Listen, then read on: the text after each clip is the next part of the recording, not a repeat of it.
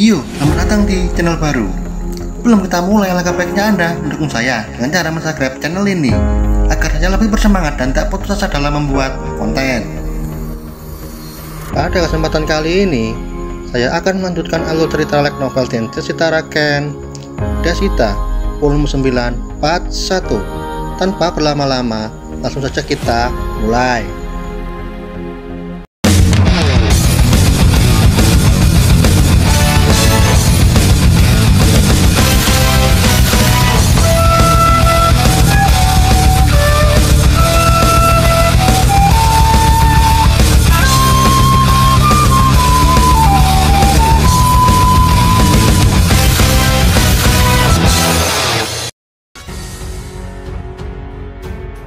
Cerita dilanjutkan dari pertempuran yang tidak kunjung selesai walaupun Maya dan Kuina datang membantu.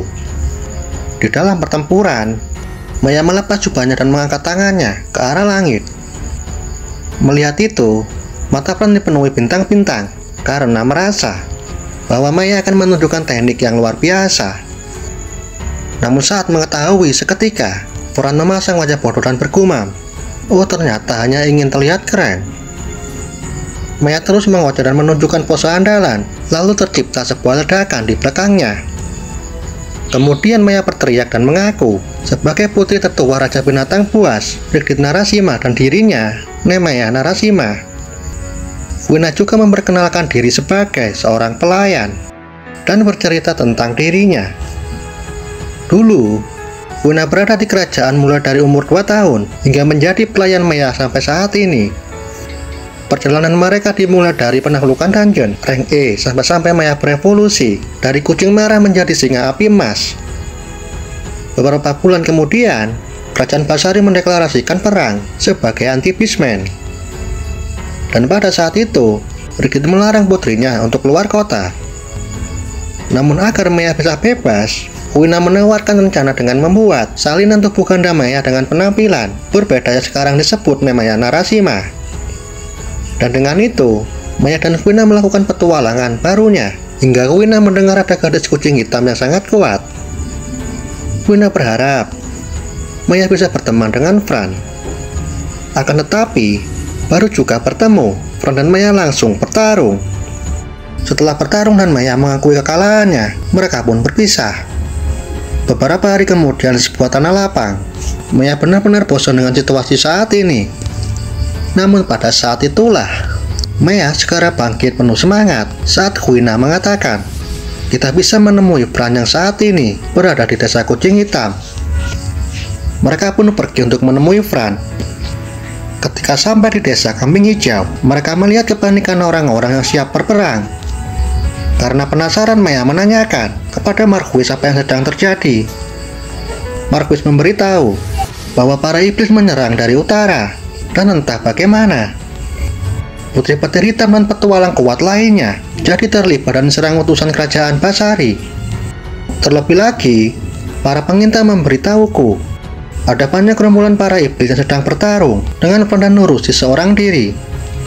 Tanpa basa-basi tidak mau rivalnya bertarung dengan orang lain, Maya pun bergegas dengan kecepatan yang tinggi. Dan begitulah ceritanya Maya dan Kuina bisa berada di hadapan Fran. Saat ini di medan pertempuran, mendengar putri Raja Binatang Buas Iso terkejut dan tidak percaya. Namun, pada saat itulah Iso mulai percaya ketika Maya menggunakan kekuatan penuhnya, membangkitkan. Dengan wujud evolusinya, api merah menyelimuti tubuh Maya hingga membuat suhu udara terasa sangat panas. Wujud evolusi Maya tidak banyak berubah, hampir sama dengan Fran. Jadi wujud awak kening Maya hanya rambut sedikit memanjang, kuku dan taring memanjang. Sedangkan Fran hanya matanya berwarna emas dan ekornya bergaris abu-abu dan hitam. Fran menatap Maya dengan mata bersinar. Namun tidak dengan Valkyrie, dia mulai gelisah. Namun tidak hanya itu saja, Fran dan Valkyrie matanya dibuat terbuka lebar ketika Maya melepas kalungnya. Dan dalam sekejap, mana Maya meningkat sangat pesat dan mengubah api merah yang menyelimuti dirinya berputar-putar di sekelilingnya. Dengan secara perlahan, api merah berubah menjadi api emas ilahi. Golden Flame Ignition adalah skill yang hanya dimiliki oleh ras singa api emas seperti Brigit Raja Binatang Buas. Melihat itu, Fran mulai merasakan siapa sebenarnya Maya. Dia putri Raja Binatang Buas yang sebenarnya. Tidak mau buang-buang waktu, Maya langsung menyerang. Begitu pula dengan Valkyrie, dia melawan dengan anak panahnya. Namun sangat mengejutkan, anak panah yang dilepaskan Valkyrie hilang dalam sekejap. Bahkan itu belum sempat menyentuh Maya. Melihat kekuatan Maya, Fran menggerutu. Anjir, ini sangat tidak adil.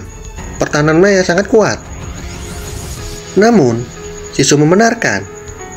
Tidak, Fran, Maya belum sekuat ayahnya. Coba kau lihat, di pipi Maya ada sebuah goresan, dan itu adalah luka yang disebabkan anak panah Valkyrie. Dan benar, Maya berteriak butuh bantuan. Fran pun merespon, baiklah. Dengan demikian, pertarungan dua gadis ras terkuat melawan Valkyrie dimulai. Fran dan Maya langsung menyerang dengan menebas, hingga Valkyrie kesulitan menahan serangan dua bocil sekaligus. Di sisi lain, Wina masih menahan kekuatannya di hadapan Rulahan. Sedangkan naga Lin terus menghujani para kerucu dengan tembakan bola api. Walaupun serangan Lin tidak banyak memberikan kerusakan, namun itu sudah cukup untuk menghambat pergerakan musuh yang lebih kuat agar menjauh dari Maya, Wina, dan Fran. Sebagai ujung tombak, Maya menepaskan pedang apinya. Sementara Fran menyerang dari sisi lain dengan tebasan demi tebasan. Valkyrie mulai panik. Tidak ada cara untuk menghindari salah satu serangan dari mereka. Valkyrie pusing dan memilih menahan pedang api Maya yang muncul dari atas. Berkat itu, Fran memiliki celah untuk menyerang. Fran pun melesat dan menebas dari depan. Namun kekuatan tanpa kerusakan milik Valkyrie itu membuat tubuhnya tanpa luka sedikit pun, walaupun sudah terkena beberapa tebasan. Mencari mendeteksi, Sisu akhirnya paham tentang kekuatan tanpa kerusakan. Jadi, Valkyrie menggunakan kekuatan Seal Art yang memungkinkan untuk mentransfer kerusakan sekutu ke diri sendiri. Sedangkan kekuatan perisai tingkat lanjut tidak dapat mentransfer kerusakan pengguna kepada sekutu. Dan ketika Dulahan terkunci oleh Wina, Sisu menyadari bahwa skill transfer kerusakan memiliki jeda yang cukup lama untuk ditransfer, yang sebelumnya sangat instan. Terlebih lagi, Maya menyadari alasan kenapa sejak pertempuran dimulai, Valkyrie lebih memilih menghindari sihir api dan malah memilih menerima serangan sihir petir milik Fran. Karena api akan memberikan kerusakan secara perlahan, sedangkan petir membunuh seketika.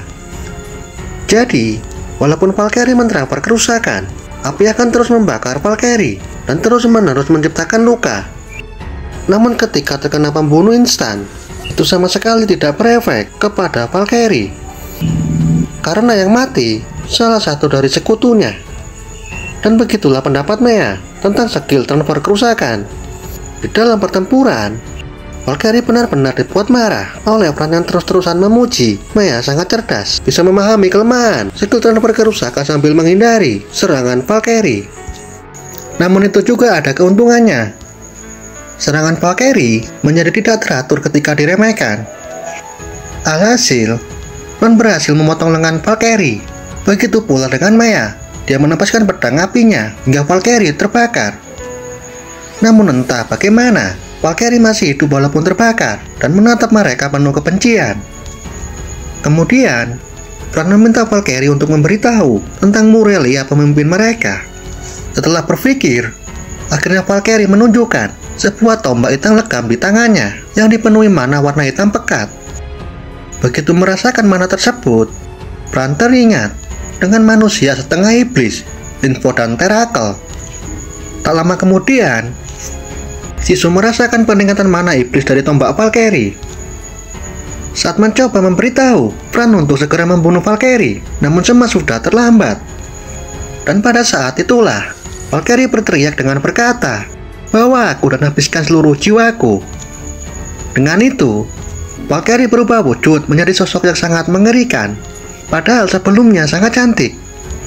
Melihat itu, Sisu memberitahu, apapun yang terjadi, kita harus membunuhnya. Mungkin dia bisa lebih kuat dari Linford, iblis ancaman A. Fran dan Maya setuju, dan langsung menyerang secara bersamaan, yang dimana Valkyrie sudah menyiapkan tombaknya. Namun sangat mengejutkan, serangan dua gadis bocil dibentalkan oleh sebuah barir yang melindungi Valkyrie. Valkyrie tertawa dan memberitahu bahwa kekuatan yang dia gunakan saat ini sebenarnya dirancang untuk melenyapkan desa kambing hijau. Namun, Fran dan Maya mengagalkan rencana itu.